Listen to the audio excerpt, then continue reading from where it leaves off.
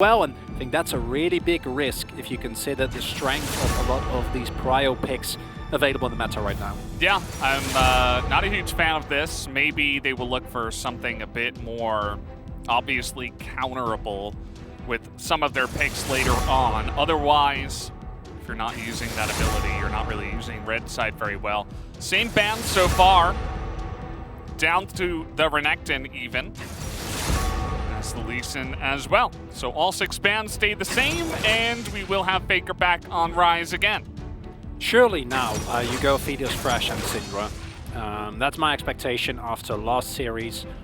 I don't think that you have to be afraid that the Jarvan is going to get banned away. And even if it does, there's still things like the Volibear available for Klid. And while I think that the Zoe can work in certain situations, they didn't really mesh that well with the rest of the draft. And we saw once they fell behind, the Zoe contributed basically nothing. Yeah. I mean, this happens to Zoes, right? It is not something that's completely new. This is an interesting pick. Need to see more about the draft before I know how I really feel about this. And this is T1 going back to a lot of that comfort. But I do feel like picking the Nai. The one nice thing about this is now you force Gen G into a choice. Do you pick a prio champion for BDD? Do you pick up his Syndra, for example? Or do you find a nice counter pick for the top lane? Clearly, it will be BDD Syndra, and this is something that I think everyone can get excited about. This man is, I think, rivaled only by Showmaker in how good his Syndra is. Yep. Literally had a game-winning play in the final game that they played against Nongshim, where he basically single-handedly decided a 38-minute game with 1 scatter. Yep. Also loving the Leona ban here, so really interesting first half of the draft. A lot of comfort for T1 with some trademark power in terms of rotations, comfort pick for Kana as well as owners Nidalee. And then for Gen G, incredible amount of power. We've seen so many Syndra Fresh across the years. We know what this combo can do. But how is that second half going to evolve? That's the big question with Cannon banned away again here. They take away the Cannon, they're also going to take away Teddy's Kalista. So that could have been another way to try to handle the Aphelios. Instead of like going for more range and trying to match him in the lane, you just go for potential hard engage and mid-game power against that pick with the Kalista. Xin Zhao also going to be taken off the board, so we will see a lot of different things here in this game with what the two teams have prioritized this time around. And I don't love the Lee as much, because there is still the ability for T1 to pick something. They will go for it though, to pick something outside of it, like Ezreal. Ezreal negates a lot of the power that... Okay. Never mind. Love the Braum pickup. Big fan of that. I think that the Braum takes away so much power from specifically BDD. Braum into Fresh, not necessarily the greatest. And also Jinx into... Oh, yeah. Yeah, that makes a lot of sense. That is a devastating combination that you have available to yourself there. And also a great pick into the Gnar. So expecting mayhem on top side, and if Kana actually opts into playing Ignite Gnar on top, if Klid doesn't level 2, I don't know, Valdez. That is he switches away from it. It was from the last time, which I think is a very good call. I think you're a sitting duck if you go for that, and a lot of comfort for both teams. I think the amount of setup that's available for Owner isn't amazing, and T1's comp not as coherent as the one they had last game, but the Braum pickup provides you with so much value. This is much more of a Gen G comp than the last one, though. Just go in. Yeah, Just kill him. I like it, and you know, I really would have loved to seen this draft in game 2 as well, right? You go ahead and you pick up the Syndra. It allows you to peel even better, and you can pick the J4. They're never going to expect the Jarvan. Either way, we are here in game 3, so we come into here. Obviously, both teams have many different ways to keep each other at range. Here on the side of T1, you've got some boomerangs, you've got some spears, you have rockets from the Jinx. The Braum helps for disengage. Same thing here on the side of Gen G, except obviously with the Jarvan and the Camille. You can get a lot more greasy, let's say. You can get in there, you can get your hands dirty, and the follow-up will be intense. Only thing this comp misses is Galio. That's all. Of course, if you actually go for that, BDD going to be stuck on a champion with a lack of AP damage. So I'm really happy to see BDD Syndra. I think it's an incredible champion that he pilots very well. Gives him a lot more agency than the Zoe did. And, oh, Rascal. You scoundrel. You rascal. You rascal. Not going for the Ignite, which I think might have been overkill, but is going for the Omnistone Camille. Which is something that we haven't seen in quite a while. I think that not going Grasp does make a lot of sense into specifically the Gnar. It's going to be trying and kite you for the bigger part of the laning phase. And then the alternative would be Conqueror to try and get the better end of it in extended trades. But hey, Halo Blades works as well. Why not? Sure. Not going for Ignite though, and that does mean that I think that point where the Camille just starts demolishing the Gnar in a 1v1 scenario a little bit further off. Yeah, and we'll see some crazy stuff as the game does come along. A BDD. True Scorcher. Scorched Earth policy. He goes Scorch every single time. I don't know if I've ever seen him gather a Storm in his days. I think he sometimes gathers Storms on a Zig. But actually no, then he goes Comet, so that's into ranged matchup, so then he Scorches. Then he goes Scorch. He's a Scorcher. He's just a Scorcher, Valdez. Scorched Earth policy. He's a fire element type guy. You can't take that. Oh. Okay. It's getting some That's fine. position on the wave, of course, as you do. Over here, we see this is Rascal's first pick on the Camille. Kind of surprising. Definitely a guy that's played his fair share of Camille, but first time here in summer. And again, Ruler going for the lethal tempo. Life also Guardian getting a proc very early. Carrier, seen this before. Don't be surprised when you suddenly see a Braum teleport to topside. Or smite away the Baron. Yeah, both these things a real possibility. And I think that the Jinx is incredible in terms of what it provides, how good it is into the Aphelios specifically, as it does outrange it considerably. The one downside, I think, is that while Braum provides a lot of safety, I think that the amount of hard engage available for Gen G kind of overrides that. And while BDD's impact is definitely going to get neutered when it comes to a single hook leading into a blow-up and Teddy, right, as long as Carry has around, I do think that especially later in the game, like if Rascal and Clade find a combo, then it doesn't really matter that Carrion is down. Even with the exhaust available, so that's something that T1 is going to have to take into account. And also wondering as we see both junglers now on the top side of the map. Early prio as expected for the Gnar, but BAD is the one who is smashing this lane early. Benefit of Scorch, we'll say. Scorching him out of the lane, as you do. It's the BDD way. His Syndra is incredible, and we joke about it, but it is still a pick that I think is terrifying to play into. Yeah. Also, if you're playing like solo queue or something, you probably want to go Scorch anyway because the game ends at 10 minutes. And everybody's just trying to fight to win their lane. So, not the case here, as Carrier, of course, another one of these insane win rates. This time on the Braum, 15-4 for him. He got a medium-sized Krug. Not even one of the small ones. It was medium, Valdez. At least it wasn't the big Krug. Just right size, you know. Sometimes you're not that hungry, you know. Yeah, this Krug is too big. This one is too small. Even when it's a good deal, like no, I don't need the large meal. Give me the medium size. You're just summing up wholesale retailers in one sentence. But still do frequent them. As we do have another crazy win rate up here, 70%, 21-9 for Rascal on the Camille. Like I was saying, he hasn't played it in summer, but he has his fair share of Camille games. An early lane in this matchup, not very fun. We see Rascal really getting bullied out. Fortunately for him, able to sustain a little bit better due to the cookies that he has available. And I think that post-6, this matchup becomes a little bit more manageable, but it's really once you get into your first item as nice hook. Yeah, this is also one of the great combos of Aphelios Thresh. Not only do you provide safety and peel for the Aphelios, but you also provide insane setup, and their synergy is crazy, especially with Graviton and what you can do. Yeah, does tie into the larger theme of Gen G winning bot lane early game. In this scenario, though, as Teddy, you're not really bothered by that as much, as you know that you will be a late game threat regardless. And That's also something that for Rascal, once you have your steel caps and you get your first item, Ashima will be Divine Sunderer. I'm personally also a fan of Triforce, but don't often see that one picked.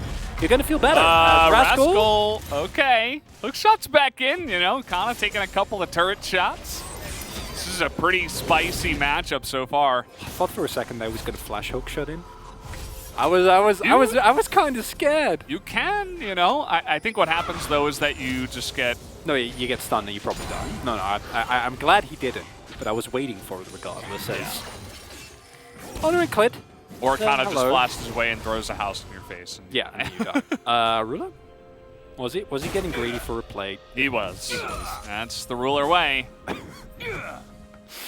Oh, and now Phage on the first back, so Rascal going for a little bit more offensive power as opposed to going for a more defensive buy. Did see Kana go for the steel caps himself. Big thing now, Hextech Ultimatum is available, which means that any setup from Clid when Kana is in Mini-Gnar is very, very scary. And Kana's going to have to play a lot more respectful as Clid making his way top. Wonder if they want to wait this out. Clid's jungle currently not up. Blue buff coming up relatively soon, but still has some time available, so can go for a clear on the Krugs. But with Kana leaving line of sight, wonder whether they actually want to go for that. So far, I feel like a little bit less bloodthirsty compared to some of the other games. Maybe settling in here in our third game. Still early, obviously. But junglers kind of, you know, just doing their thing, farming it out. Clid is here in the mid lane, as you could have some potential nice setup onto Faker, especially because he didn't go Merc Treads. You know, Slant Scout of the Week, send in the ultimate from Syndra, and you got some nice follow-up from Clid. Yeah, a little bit of risk averse, and I get it, both teams feel like they're very comfortable going into the late game here, as I think BDD missed it. Yeah, he did. Oh. I didn't want to say anything, but you know, but Chronicler it came has out. To be done. Yeah, it has to be done. We need to hold our players accountable, no matter how much we appreciate their clean game players. Faker standing in fog, looking for a possible dive, but with a lack of vision available, is a bit of a risk. Mini-Gnar now also there as here we go. TP's coming in. This is BDD, and Kana's in so much trouble. Nice flash, though. That might be enough to get him away. Nope, not quite. It's now Faker's like, wait, what's happening? I'm a little bit late to the party here. Trying to get that damage on the Rascal. The bounce is not quite enough. Another teleport's coming in from Keria. As you mentioned earlier, the Unsealed Spellbook. Keria trying to make this happen as he blocks the hook shot. And the stun will be dodged as well by Faker. And that's going to be the turnaround here as Faker picks up a kill. And now Owner with the red buff. He's level 6, misses the spear. One more auto could do it, and he will be able to pick up the kill. How about on the bottom side now? We're getting in the face of Teddy, who's all alone. And a 2-on-1 as Ruler's just chomping up the plate. Oh, so much action across the entirety of the map. And you haven't said, hey, this is not feeling bloodthirsty, as Mayhem ensues on Summoner's Rift. And in the long run, I do think that it's a slightly favorable trade for Gen G, but I gotta give credit to Keria. That was, we say jokingly, don't be surprised if the Braum teleports. Dude. But then not only does he teleport, save Faker from a play that looks certainly doomed, but then flash cancels the hook shot as Rascal tries to desperately get away.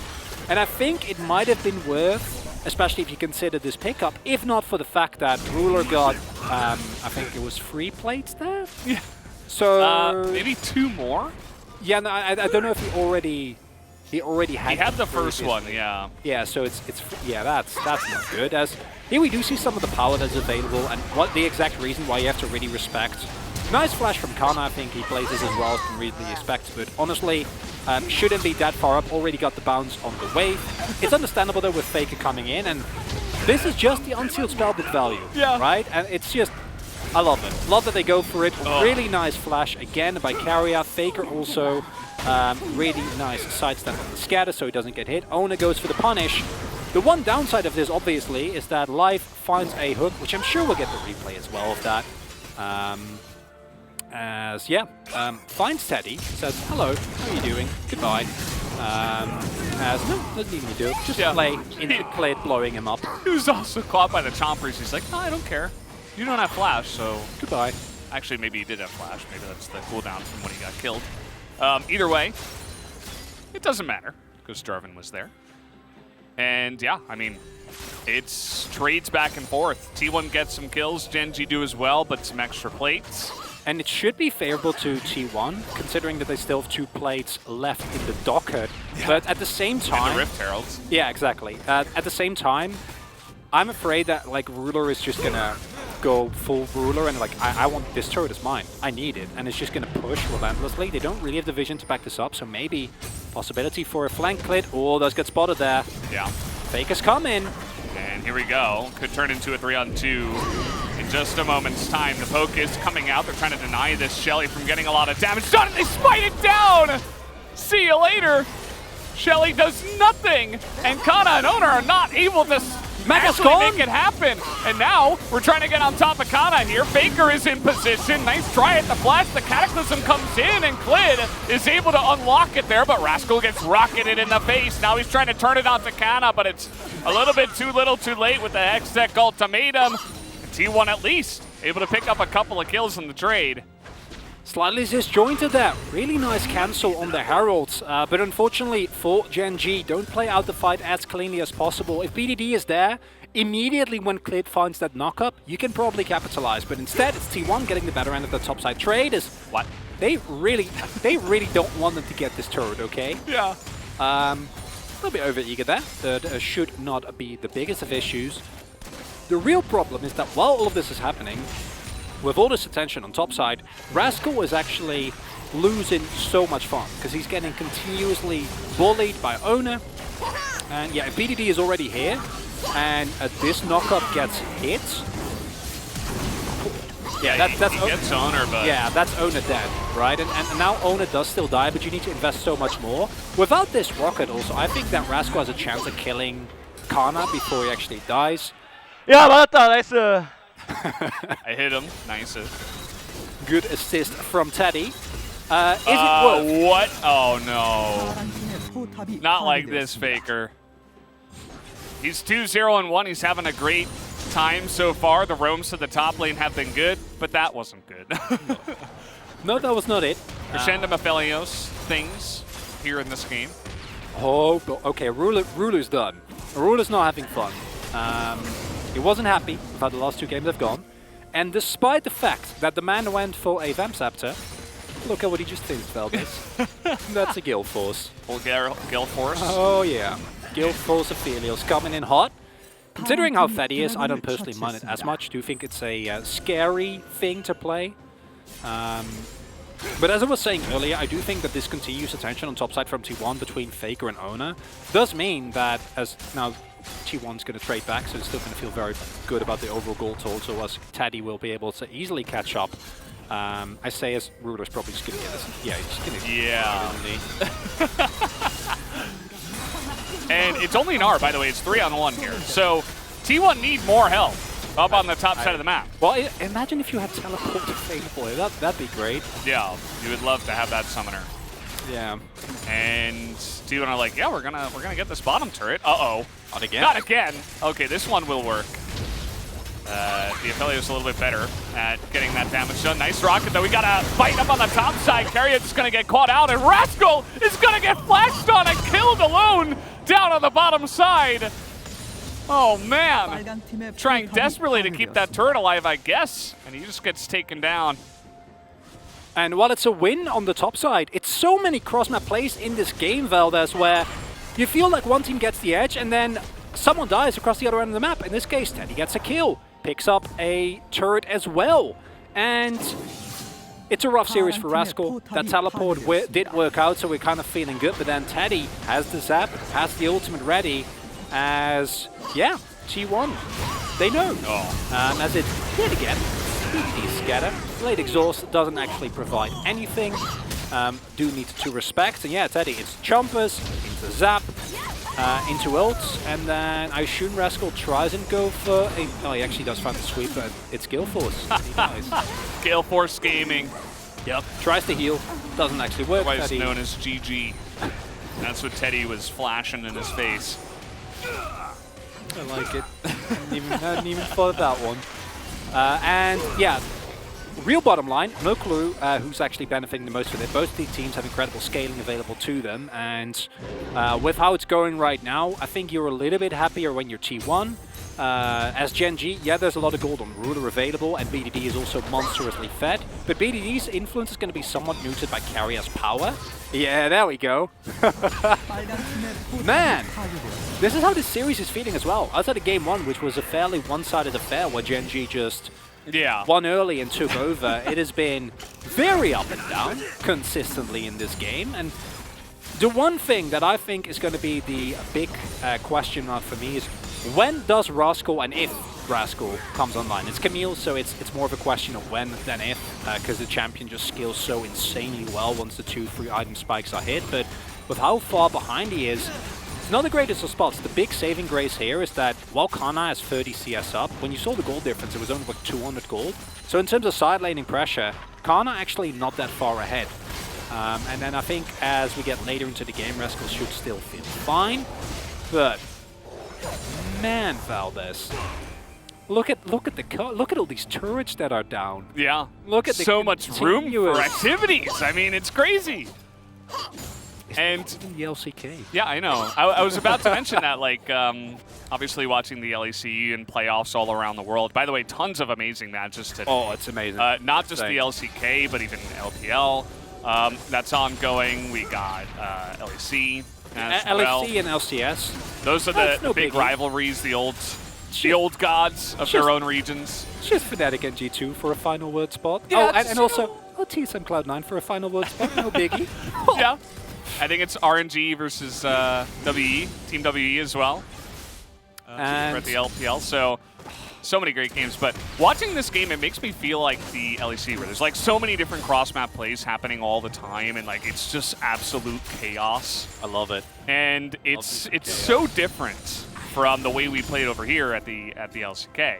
And I feel like it's cool to see that both of these teams, I feel like, have handled it pretty well. Because when you go over internationally, you have to deal with this kind of play, which you might not always see in the LCK because everybody's very much entrenched in, you know, macro plays and rotations and setting up vision and moving as a team, whereas other regions don't necessarily play in that same style. No, I agree. And the nice thing about this is it set us up with two teams that are very even, with both compositions having a lot of scaling elements. As BDD... This guy is insane. Oh. By the way, that was Flash, burned by Faker, and BDD just phase rush, laughs his way to the bank. I need to see a replay of that. Oh, the cleanse! How about another? With the cleanse! He has it! He has cleanse, of course. He's like, you know who's best in this game is BDD. BDD has the flash because he almost got zap rocketed in the face now.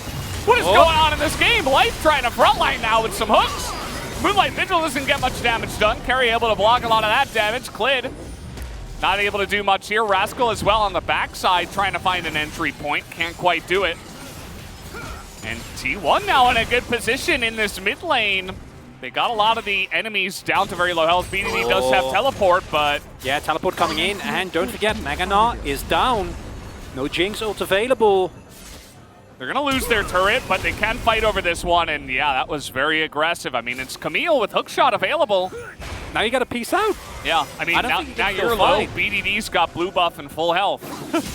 You know what the best? This was only over a Cloud Drake. Yeah. And a turret, admittedly. But still, loving that our teams are not just giving up objectives. They are actually going distance, as we will have, for the first time in this series, a different soul than the Cloud Atlas.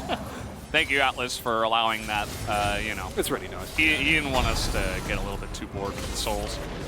He still got the one Drake in, but not the soul. Varieties is the spice of life. There you go. As Kana just gonna not walk up into fog against the amount of death that Gen G have available for him, and yeah, I'm loving it. We do see that T1, when they can actually set up shop in mid lane, are definitely the one with the range advantage, right? Especially when Carry has Unbreakable available, it's really hard for BDD to get a lot more done. And Gen G's comp, while they have some great tools to actually commit, once they're in, they're in. There's not that much non-committal poke for them outside of BDD specifically. So both Clid and Rascal, Ruler and Life all need to be on exactly the same page when they go in. Whereas T1, you can throw some zaps, you can throw some spears. Yeah. Yeah. The Jinx, it just feels so good into this because your Aphelios, even with the Thresh, he's not able to sit up in the lane. You just get poked away. It's RFC Jinx, and you hit him once, you get him with the zap, and he just has to run away. So for a lot of this game, the Jinx is going to get the better of that matchup. Whereas, of course, Moonlight Vigil, you know, especially with like Infernum and crazy stuff like that, maybe we can have some like crazy poking later on in the game, but it doesn't happen very often that will decide a team fight. And that's why I think you are desperately looking as Gen G to somehow force a flash on Teddy. Because when Teddy's flash is down, the complete equation changes. Because then, as Clid, if you find the Cataclysm, that should be the kill, right? There's no way for Teddy to ever get out of that, and as long as you can mitigate the impact that the carrier is going to have, either by hooking him, making sure CCing him, forcing him to use Unbreakable early, you have the opportunity to actually get onto that backline. Outside of that though, as long as that flash is available, it's really hard for you. The Guild Force adds another layer of survivability. Teddy gonna be not as easy to hit with a flag and drag. And Carrier has been very diligent in never leaving Teddy's side. And unlike Ruler, Teddy, not known for getting caught out in random places. Yeah.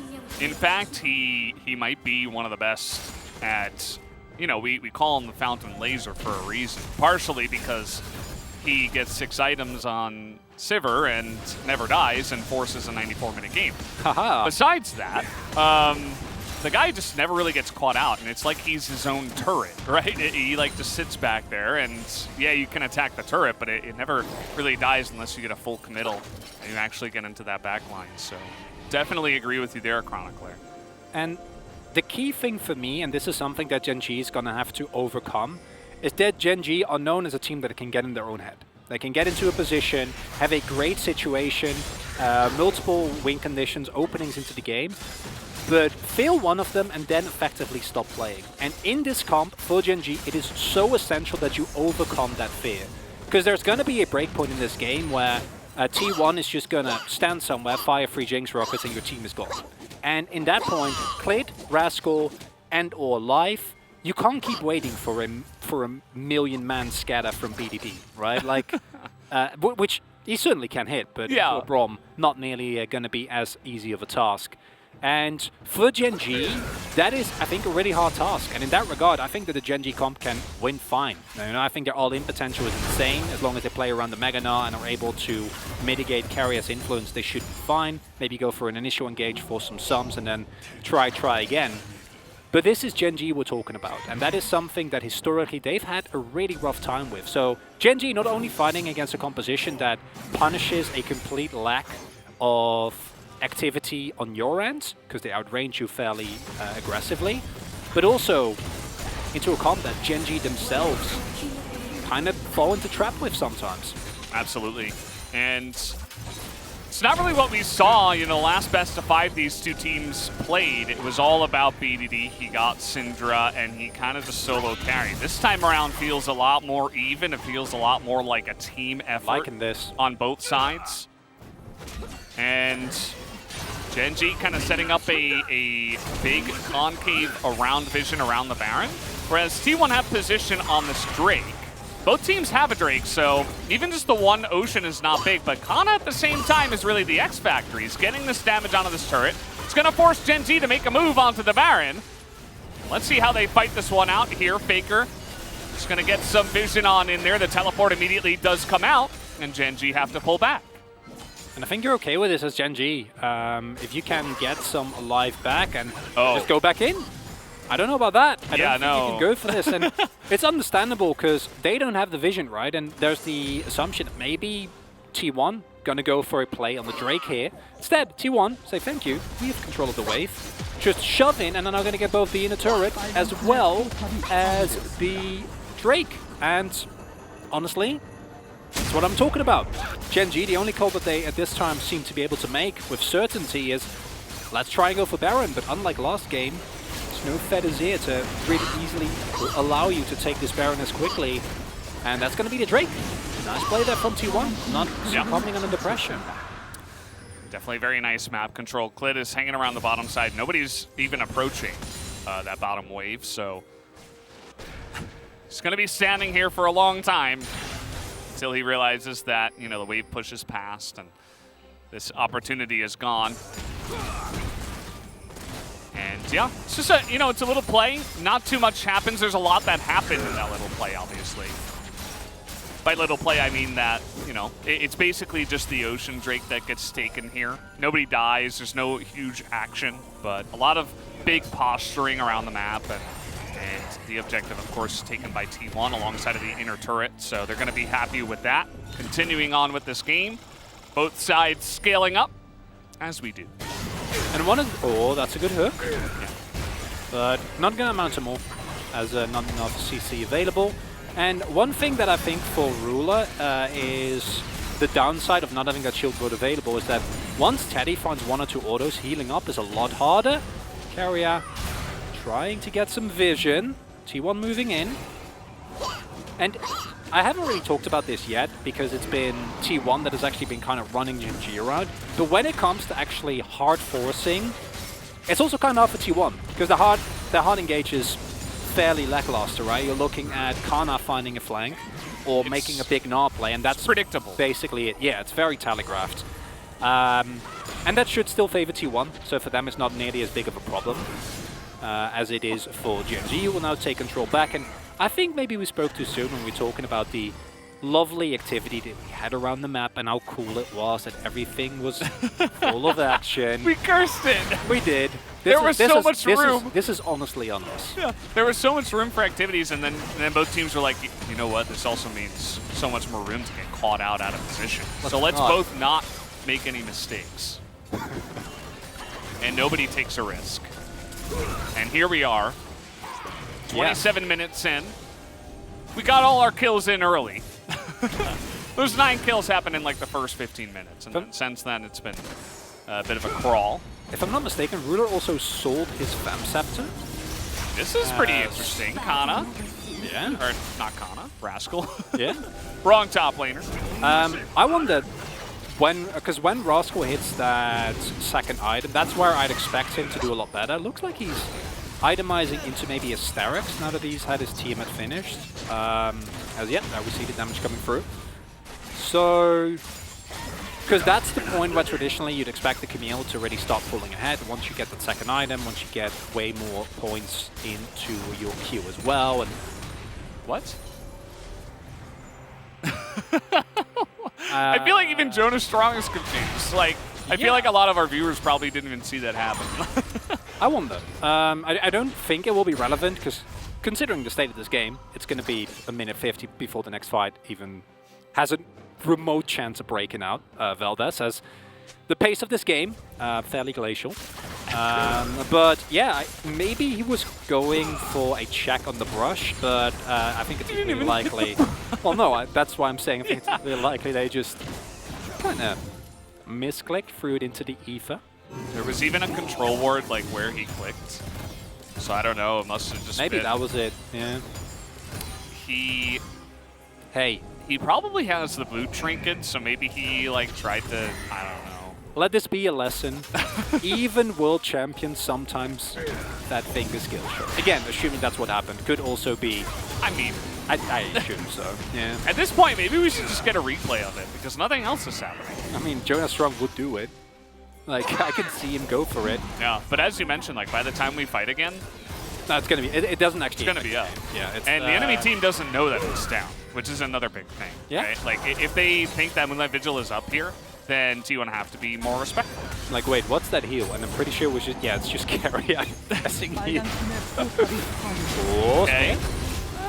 Australia's pretty good. Cut Shirali, yes, but I think Glacial Fissure is more valuable.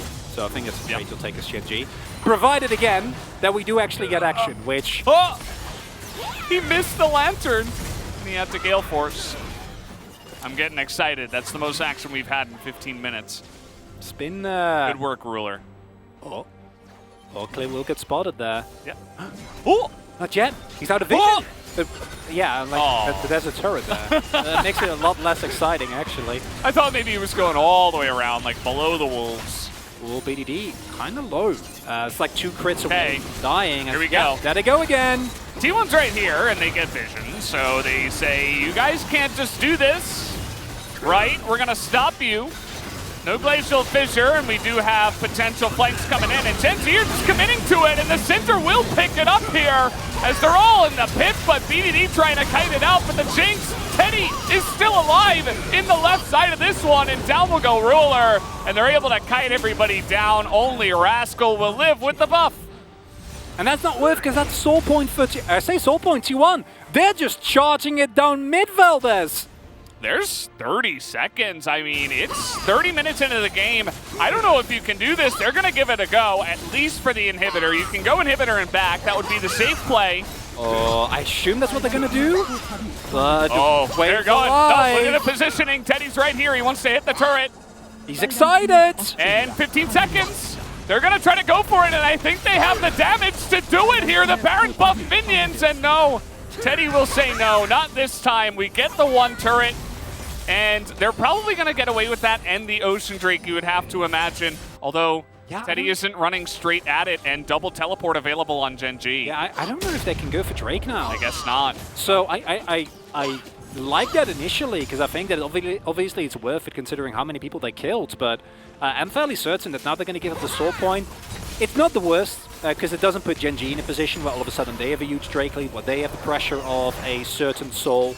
And Gen G should also be able to get some turrets, so in the end I think it will be an equalizing play, and it's probably not going to amount to anything at all. It's the unfortunate reality of the situation. Really nice exhaust onto Ruler here, who does find the ultimate, but it's honestly Teddy who gets so much done here. BDD not able to actually stay alive, and then obviously if you rise and you're a Gnar into a place where there's this much damage available, oh man, that gives as well. Man's at the last second. So clean. Very cleanly played. Meanwhile, Faker and Kana just finding so much damage in that tiny enclosed corridor. But at the end, that's a small gold lead. And I think Gen G still not going to be very happy with how that play went. It's definitely a favorable trade for T1, but for sure, not a game-winning one just yet.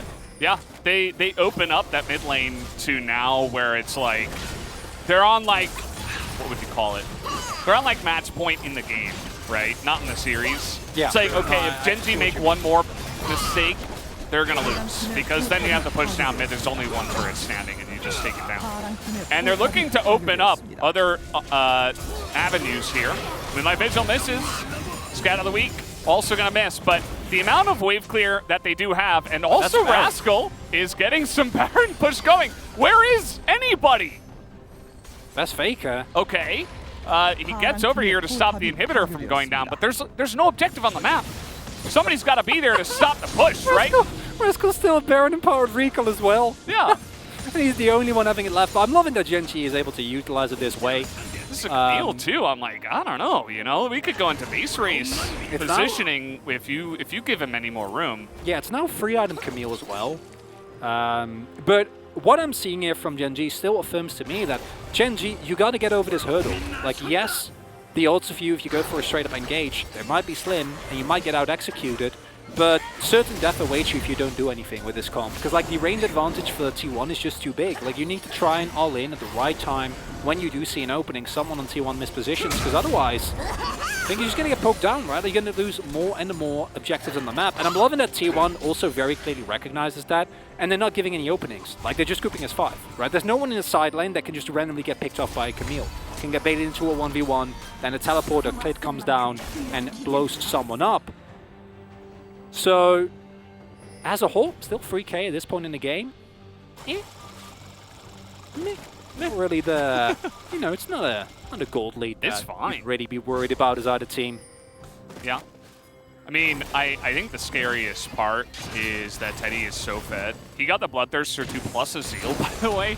He's almost on 5 items here and a completed build traditionally.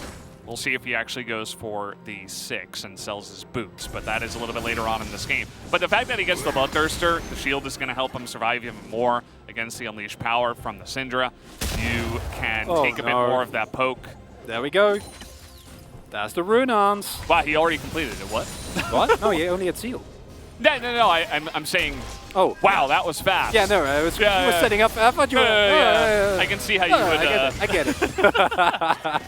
Yeah. There you go.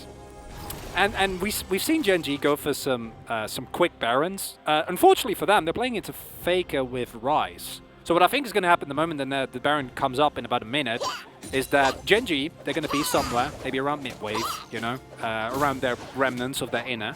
And then they're clearing out a wave, and then the entirety of T1 disappears for a second. It's a 6-item Jinx, and it is a Ryze, so Baron disappears in about, give or take, 10, 15 seconds, if even that many. And then you're up into Baron, perma-shelf for T1, and then they just end the game from there. Remember old Mountain Drake? I do remember. Imagine if they had that as well. It's like, well, I guess we just don't get to play unless it's in the Baron pit. I really liked Old Mountain Drake, you know? Yeah, well. I think it's healthy that it's not there anymore. It was a little bit was a little bit too good. Yeah. Hey, but you know what we got now? We got Hullbreaker, which isn't, you know, that's only for structures, but someday someone will build an item when souls are not relevant anymore, which I don't know when that's going to be. One day. One day. Man with a not today, that's for sure. Oh no. Definitely not today. No, that's not happening. And Rascal, he's becoming a bit of a problem, and take a look at this. They have BDD with Teleport, and they say, let's get an inhibitor. But the damage you mentioned, it's here. Now Teddy's not on the Baron, though. He's running by. And when you're kind of sitting in the middle, not doing one of either thing... You have double TP as well. So yeah. Like, both BDD and Rascal can immediately move away. You're just giving BDD and Rascal free damage to the inhibitor for no trade. I think that's Drake.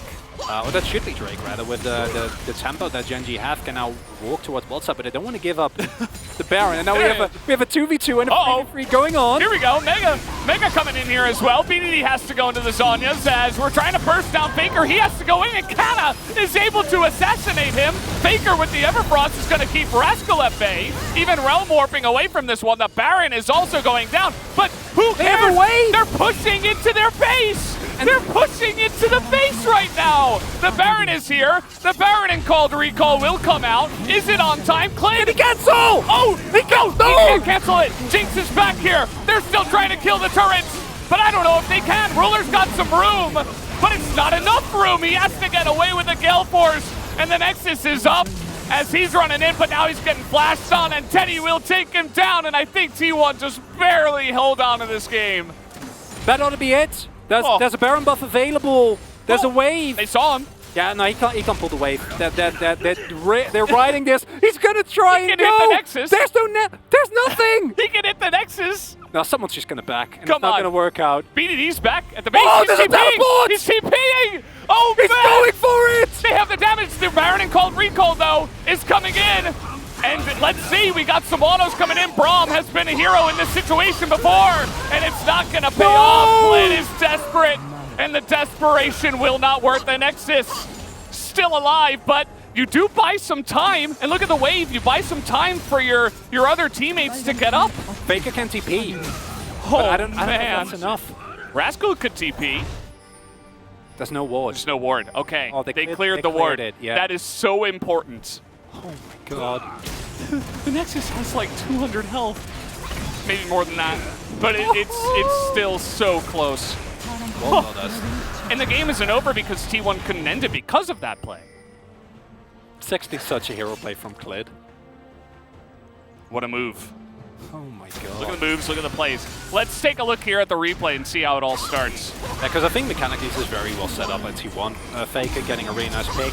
Then also look at his Everfrost to deny the hook shot, because otherwise Faker dies here. Yep. And like nothing happens, and it's basically done, so, right? But instead, Faker stays alive, and he's pivotal in actually, like if Faker doesn't hit that Everfrost, I think they just end the game here. Yeah. Right? Like, it's just over immediately. And this is where, as GG, okay, that's going to be it. You know, Ruler is 2 turret. Because, like, this init turret, I think, would have been fine. But then he's like, oh, well, there's another turret there. I can that does go down, but then... Blitz runs all the way from the Baron around. It's the Croc Bros. They're doing it. Oh, man. And, yeah, I mean, Brahm's been pivotal in the past in situations like this. You put up the door and you deny autos. Because it feels so bad as well, right? Like, because as BDD, I think you want to, in a normal situation, you ignore the support. Like, if that's a Leona or a Nautilus, you don't care. The problem, of course, is that with Braum, if he stacks his passive, you are just gonzo. Yeah. So you need to try and do something. Yeah. Well, this game is certainly delivering. Here we are. I'm like, we wanted 5 games. This is a good start to Game 3 and to the rest of the series. Man. After Game 1 and the beginning of Game 2, I have to admit I was worried. I thought maybe this would be a quick 3-0. That's not going to happen. And Gen G know they have so much pressure on the bottom side that the enemy team T1 has to push it out. They have to commit control wards down there. They know there's no wards right now, but it gives potential pushing areas as... What you were saying? Yeah, welcome to wave clear, I guess. Oh, Runon's Rocket Jinx against Infernum. Man. Ophelia. It's just... Are there 2 players that are more suited for this type of game than Ruler and Teddy? Because I don't think there are. No, I don't think there are. Not in the LCK. This is the comfort zone. You know, it's the... is this going to be one of those games where the next Drake is going to go to Gen G, and then we're going to get multiple Elders, and multiple Barons, and it's going to end with, like, some kind of crazy... 64 minutes in. Yeah. It's okay. I totally don't have a test. I want us to go to 5 games. I've committed. Let's make it happen. Yeah. Although I do imagine that losing this game in terms of best of 5 momentum is going to be monstrously crippling. Like, if you lose this one, the amount of focus that's necessary, that you've been maintaining for like 42 minutes at this point, the adrenaline that surges through your body when you go for that play on the bot side inhibitor and then the subsequent nexus. Oh boy. Yeah, these are not easy games to play. You may have had a taste of it if you've had a long game in a solo queue game that's gone, you know, very long. But I guarantee you that these are different stakes. This is a whole other level. Hey, if someone's in the pro, Miss Valdez, that is value as well. But without any jokes, this is not just for these teams, right? But like Nongshim is also watching this series with trembling, with fear in their hearts, knowing that if T1 win this, T1 guaranteed qualified for Worlds. Yeah. And then Nongshim, they are still only a best of 5 away. They will still be in a comfortable position.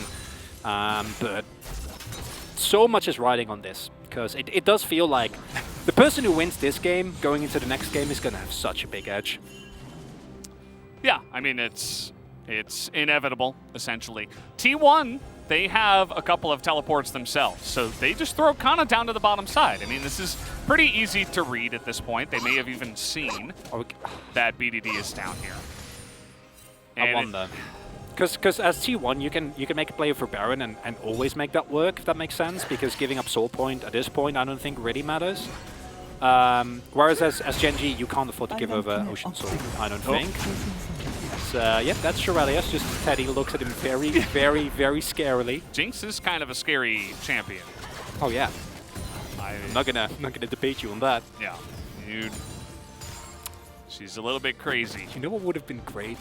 If we had some Gathering Stormers out there. Poor BDD.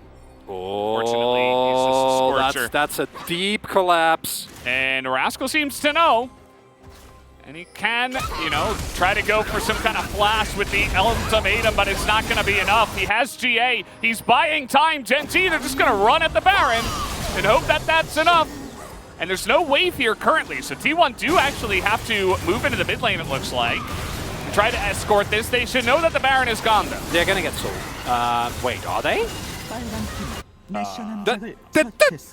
The Drake is there! Guys? Oh, they must have, Guys? like, no. What I assume is they have no vision in bot side jungle. I assume that T1 thinks maybe they're running towards our Nexus, right? Because, like, there's no vision, your inhib is open, and even with the backdoor bonus, I imagine you're still going to be terrified.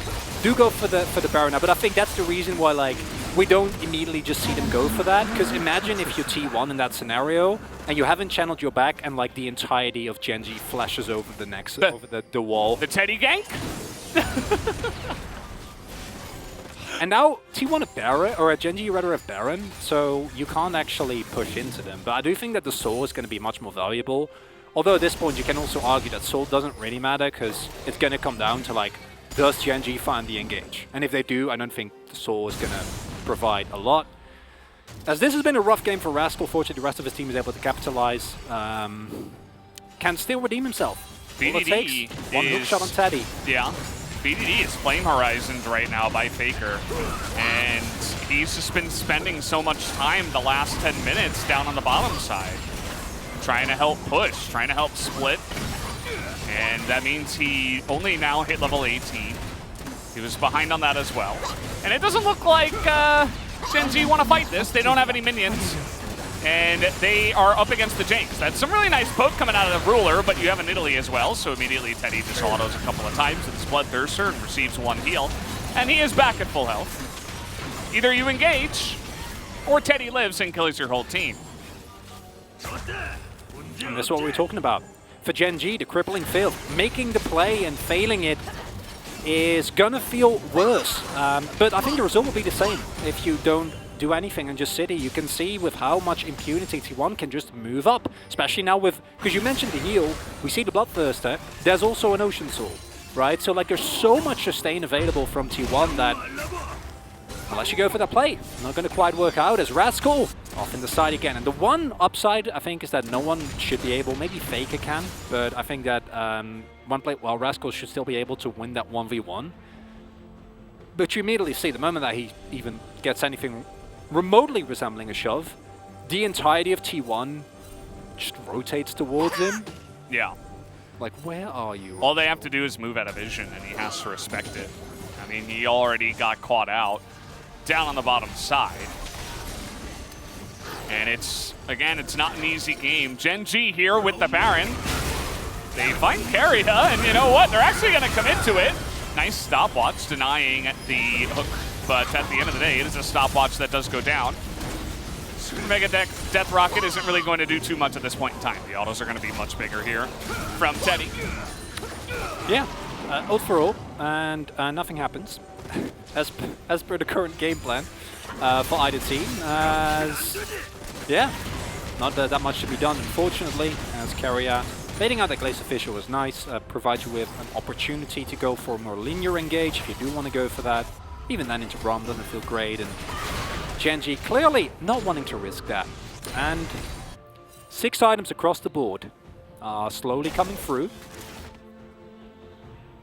Teddy's decided, by the way, because he's been, I don't know how much gold he has in his pockets, but I can assure you, it is a lot. He's been sitting on 6 items for what feels like 10 minutes now. Yeah. This is most definitely the type of situation where some people would sell their boots. Teddy clearly deciding against that, valuing the movement speed a lot higher than any possible stats. And let's be honest, if you're Jinx at this point in the game, do you really need to attack more? Do more damage? The boots can potentially give you more damage because you are in range more often. Exactly. Right? So in a way, it is damage. Obviously, it allows you potential to run away as well, to gain space. Although that might not matter if you were going up against a super hard engaged team. But you'd like to be in a better position, I think, against Syndra and Aphelios. That's my read, at least. I feel like with the Braum and the exhaust, he feels safe enough with his own cleanse. That he should. If someone engaged upon him, he should be able to live. So the boots will actually give more value at the end of the day. As we're closing in on 50 minutes, we're almost there in this game. We're certainly going the distance here in game 3. Feldas, at least it's not a one-sided series, okay? That's true. You could argue that there's no sides in this game, but it's not one-sided. Clid is a man on a mission. I don't know what the mission is quite yet, there is a blue ward down there just south of him. And, I mean, Rascal isn't even on vision. And, he should be able to see the ward, though. Yeah, I think from the corner of the brush. I think he should be able. Should be able to. And he's not there. He's up on the top side. So, don't know if he even saw it or what happened, because Jonah Strong, of course, is playing with our heads. Pranking us. Oh my god, he's not spotted. Yeah, he gets a, oh, he's, yeah. Still there. Still there. And with Baron about to come up. Okay, but what would you rather have? And I think the answer is always Elder. What about control wards, though? Like, is this position going to be more valuable than him going back and buying control wards? I can't imagine. Okay, like, this is assassinate the president. This is happening right now. This has been set up for like what feels like a minute and a half now. They don't have vision. It's just gonna die. The damage is gonna come in. There he is. And okay, here you are, the assassin. What do? You're trying to get the Gnar here. The damage isn't done. BDD goes down immediately. And the front line gets killed by the Gnar. As you see Ruler trying to kite it back, but he cannot. He's desperate here, but the Jinx is following up 100 years. Not quite there. As, oh man, only Rascal will survive, and I think that will be enough this time, finally, for T1 to push in. And you see T1, they don't want to get cheesed, immediately send 2 people down towards the bot side. And yeah, okay, carry on, join. Doesn't matter, I can assure you, as Rascal. Oh boy, he's going to try. Can he get the 2-hit? Nope, not quite. He's going to go into his GA. But it doesn't matter because nobody else is alive. And down will go the Camille. And supportal combat is happening here as he will actually survive. T1 takes down game number 3 and are now on match point as they survive through one of the biggest tests here in the playoffs.